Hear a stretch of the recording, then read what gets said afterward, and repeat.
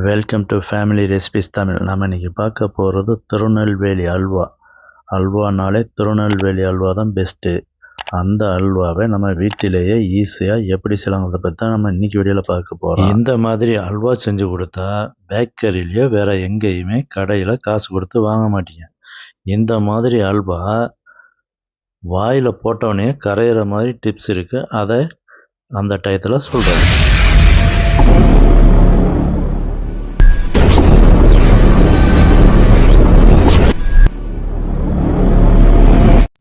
இப்போ நம்ம அல்வா செய்ய ஆரம்பிச்சிடலாம். ஒரு பவுலை எடுத்துக்கிட்டு அதில் கோதுமை மாவு 1 கப் அளவுக்கு போட்டுக்கலாம். அதாவது எந்த கப்லையோ டம்ளர்லையோ எதில் அளக்கிறோமோ அதில் தான் கடைசி வரைக்கும் எல்லாத்தையும் அதே மெஷர்மெண்ட்டில் எடுக்கணும். 1 கப் அளவுக்கு கோதுமை மாவு எடுத்தாச்சு. இப்போ இதுக்கு தேவையான அளவு தண்ணியை இதே கப்பில் 6லேருந்து 7 கப்பு வரைக்கும் தண்ணி எடுத்துக்கலாம். இதில் கொஞ்சம் கொஞ்சமாக தண்ணியை ஆட் பண்ணி விஸ்க் வச்சு அடித்தா இல்லை கையிலேயே நல்லா பிசைஞ்சு விட்டு கட்டி இல்லாத அளவுக்கு நல்லா மிக்ஸ் பண்ணிக்கணும். ஃபேமிலி ரெசிபிஸ் தமிழ் சேனலை லைக் பண்ணுங்கள், சப்ஸ்கிரைப் பண்ணுங்கள், பக்கத்தில் இருக்க பெல் பட்டனை எனேபிள் பண்ணுங்கள், ஷேர் பண்ணுங்கள். இந்த மாதிரி கிளறி விட்டு அப்பப்போ தண்ணி ஆட் பண்ணி நல்லா கட்டி இல்லாத அளவுக்கு மிக்ஸ் பண்ணிவிட்டு மிச்சம் இருக்க தண்ணியும் ஆட் பண்ணி நல்லா மிக்ஸ் பண்ணி விட்டணும். நல்லா மிக்ஸ் பண்ணி அதை வடிகட்டி எடுத்து ஒரு பவுலில் வச்சுக்கலாம். அடுத்ததாக நம்ம ஒரு கடாயை சூடுபடுத்தி அதில் நம்ம மாவு எடுத்தோம் இல்லையா, அதே கப்பில் 1/2 கப்பு அளவுக்கு நெய் ஆட் பண்ணிடலாம். நெய் ஆட் பண்ணி லைட்டாக சூடினோன்னா ஒரு 20-25 முந்திரி பருப்பை போட்டு மீடியம் ஹீட்டில் செவக்கிற அளவுக்கு கிளறி விட்டணும். ரொம்ப கருத்துறாத அளவுக்கு மீடியம் ஹீட்டில் வச்சு கிளறி எடுத்துக்கலாம். பார்த்தீங்களா, இந்த மாதிரி நல்லா கிளறி விட்டு இப்போ கலர் சேஞ்ச் ஆகிடுச்சு. இதை இப்போ ஒரு பிளேட்டில் எடுத்து வச்சிடலாம். இதை பிளேட்டில் எடுத்து வச்சுட்டு நம்ம அடுத்ததாக நம்ம ஏற்கனவே வடிகட்டி வச்சுருந்தோம் இல்லையா, கோதுமை மாவும் தண்ணியும் மிக்ஸ் பண்ணி வடிகட்டி வச்சுருந்தோம் இல்லையா, அதை இதில் ஆட் பண்ணிடலாம். ஆட் பண்ணி நல்லா கிளறி விடணும். மீடியம் ஹீட்டு இல்லை ஹை ஃப்ளேமில் வச்சு நல்லா கைவிடாமல் கிளறி விடணும். இந்த சமயத்தில் இது நான்ஸ்டிக்காக இருந்தால் நமக்கு கொஞ்சம் சுலபமாக இருக்கும். இல்லை அப்படின்னா கொஞ்சம் அடிப்பிடிக்க பார்க்கும். அதனால் வேறு பாத்திரத்தில் வச்சிங்கன்னா கைவிடாமல் நல்லா கிளறி விடணும். அடிப்பிடிக்காத அளவுக்கு கிளறணும். நான்ஸ்டிக்னால் அவ்வளோ சுலபமாக அடிப்பிடிக்காது, கொஞ்சம் ஈஸியாக இருக்கும். அதனால் கைவிடாமல் அடிப்பிடிக்காமல் கிளறி விட்டுக்கிட்டே இருக்கணும். ஃபேமிலி ரெசிபிஸ் தமிழ் சேனலை லைக் பண்ணுங்கள், சப்ஸ்கிரைப் பண்ணுங்கள், பக்கத்தில் இருக்க பெல் பட்டனை எனேபிள் பண்ணுங்கள், ஷேர் பண்ணுங்கள். இந்த மாதிரி கைவிடாமல் கிளறிக்கிட்டே இருக்கணும். கிளறிக்கிட்டே இருக்கையில் இந்த மாதிரி ஓரளவுக்கு திக்னஸ் வந்துடும். இந்த மாதிரி திக்னஸ் வந்த உடனே நம்ம ஏற்கனவே 1 பங்கு மாவுக்கு 3லேருந்து 3.5 கப்பு சுகர் ஆட் பண்ணலான்னு சொல்லியிருந்தோம் இல்லையா, அதில் 1 கப்பை வச்சுட்டு மிச்சம் இருக்கிற சுகரை இதில் ஆட் பண்ணி நல்லா கிளறி விட்டுறலாம். இந்த மாதிரி சுகரை ஆட் பண்ணி நல்லா கிளறி விட்டுட்டு பக்கத்தில் இன்னொரு பாத்திரத்தில் நாம் இந்த சுகரை ஆட் பண்ணி கேரமல் ரெடி பண்ணிடலாம். இதை நல்லா கைவிடாமல் கிளறிக்கிட்டு இருக்கணும். இது நான்ஸ்டிக்னால் ஒன்றும் பிரச்சனை இல்லை. வேறு பாத்திரத்தில் வச்சுருந்தீங்கன்னா கைவிடாமல் கீழே அடி பிடிக்காமல் கிளறிக்கிட்டே இருக்கணும். அதுதான் ரொம்ப முக்கியம். அடி பிடிச்சிச்சுன்னா நமக்கு அல்வா டேஸ்ட் இருக்காது. அதனால் அடி பிடிக்காமல் கைவிடாமல் கிளறிக்கிட்டு இருக்கணும்.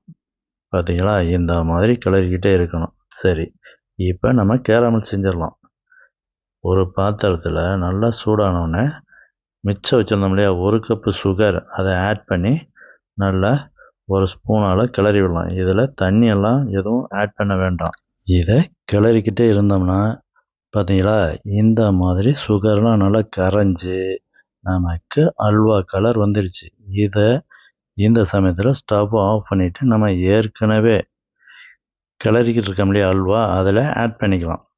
இந்த மாதிரி இதுதான் கரெக்டான பதம். இதுக்கு மேலே கலர் சேஞ்ச் ஆகிடக்கூடாது. சேஞ்ச் ஆச்சுன்னா கசப்பு தன்மை வந்துடும். கசப்பு தன்மை வந்துச்சுன்னா அல்வா கசப்பாக இருக்கும். அதனால் இந்த மாதிரி கலர் சேஞ்ச் ஆன உடனேயே நம்ம இதை எடுத்துட்டு நாம் அல்வா கிளறிக்கிட்டு இருக்கோம் இல்லையா, அதில் ஆட் பண்ணி நல்லா கிளறி விட்டுடலாம். கேரமல் பண்ணையில் கருப்பு கலர் ஆகிறதுக்கு முன்னாடியே நம்ம எடுத்துடணும். எடுத்து இதில் ஆட் பண்ணிடுவோம். கருப்பு கலர் ஆயிடுச்சு அப்படின்னா கசப்புத்தன்மை வந்துடும், அல்வா டேஸ்ட் இருக்காது. அதனால் கேரமல் பண்ணையில் ஜாக்கிரதையாக இருக்கணும். இந்த கலரு மாறுறதுக்கு முன்னாடியே நம்ம ஸ்டவ் ஆஃப் பண்ணிட்டு டக்குன்னு எடுத்து நம்ம அல்வா கலர் அதில் ஆட் பண்ணி நல்லா கிளறி விடணும். கை விடாமல் கிளறி விடணும். பார்த்தீங்களா? இந்த மாதிரி கிளறி விட்டுட்டு அப்பப்போ 2 ஸ்பூன் நெய் ஆட் பண்ணி கிளறி விடணும். நெய்யை ஆட் பண்ணி நல்லா கை விடாமல் கிளறி விட்டுக்கிட்டே இருக்கணும். ஏற்கனவே முந்திரி வறுக்கையிலேயே நம்ம 1/2 கப்பு அளவுக்கு நெய் ஆட் பண்ணிட்டோம். மொத்தமாக கிட்டத்தட்ட 2 கப்பு அளவுக்கு நெய்யை நம்ம இதில் ஆட் பண்ணணும். அப்பப்போ 2 ஸ்பூன் அளவுக்கு நெய்யை ஆட் பண்ணி நல்லா கிளறி விட்டுக்கிட்டே இருக்கணும். அல்வா பதம் வர வரைக்கும் கிளறி விட்டுக்கிட்டே இருக்கணும். இப்போ நல்லா கொஞ்சம் கெட்டியமாயிடுச்சு. இந்த சமயத்தில் மீடியம் ஹீட்டில் இல்லை அப்படின்னா கொஞ்சம் சிம்முக்கு கொஞ்சம் அதிகமாக ஓரளவுக்கு ஹீட் இருக்க அளவுக்கு நம்ம வச்சு கிளறி விட்டுக்கிட்டே இருக்கணும். ஓவர் ஹீட்டில் கிளறக்கூடாது. இந்த சமயத்தில் ஹை ஃப்ளேமில் வைக்கக்கூடாது. வச்சிங்கன்னா அந்த அல்வா பதம் மாறிடும். அதனால் மீடியம் ஃப்ளேமில் இல்லை அதை விட கம்மியாக கொஞ்சம் வச்சுக்கலாம். சிம்மில் வச்சிங்கன்னா லேட் ஆகும். அதனால் தீயை குறைச்சி கரெக்டான அளவில் வச்சு கிளறிக்கிட்டே இருங்க. இந்த சமயத்தில் நம்ம ஏற்கனவே வறுத்து வச்ச முந்திரியை இதில் ஆட் பண்ணிக்கலாம். ஆட் பண்ணி நல்லா கிளறி விட்டுறலாம். இப்போ நமக்கு அல்வா பதம் வந்துருச்சு. பார்த்தீங்களா? இந்த மாதிரி நல்லா கிளறி விட்டணும். நமக்கு இப்போ கரெக்டான அல்வா பதம் வந்துருச்சு. இந்த சமயத்தில் இன்னும் கொஞ்சம் நெய்யை ஆட் பண்ணி நல்லா கிளறி விட்டலாம்.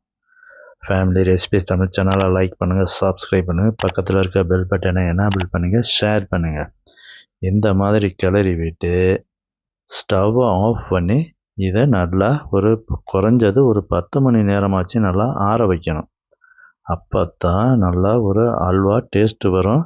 அதே சமயம் வாயில் போட்டோன்னே கரையிற மாதிரி நல்லா ஒரு பக்குவத்துக்கு வரும். இதை ஆற வைக்கிறதுக்கு குறைஞ்சது ஒரு 10 மணி நேரமாச்சும் செட்டில் ஆக விடணும். அப்போ தான் நல்லா ஒரு டேஸ்ட் வரும். திருநெல்வேலி அல்வானா அப்படித்தான் இருக்கும் அப்படிங்கிற மாதிரி நல்லா ஒரு டேஸ்ட்டு. வாயில் போட்டாலே கரைஞ்சி போகும். அந்த மாதிரி இருக்கும். இந்த அல்வாவை பொறுத்தவரையும் சுட சுட சாப்பிட்லான்னு சொல்லி சாப்பிடக்கூடாது. குறைஞ்சபட்சம் ஒரு 10 மணி நேரமாச்சும் இதை அப்படியே ஒரு ட்ரேயில் மாற்றி செட்டில் ஆகக்கூடணும். அப்போ தான் அந்த அல்வா வாயில் போட்டாலே கரையிற மாதிரி நல்லா ஒரு டேஸ்ட்டும் ஒரு பக்குவமும் வரும். நம்ம அல்வாவை சுட சுட சாப்பிடக்கூடாது. அதை மட்டும் மனசில் வச்சுக்கணும். இதை குறைஞ்சது ஒரு 10 மணி நேரம் நல்லா ஆற வச்சு அதுக்கப்புறம் தான் சாப்பிடணும். நன்றி, வணக்கம்.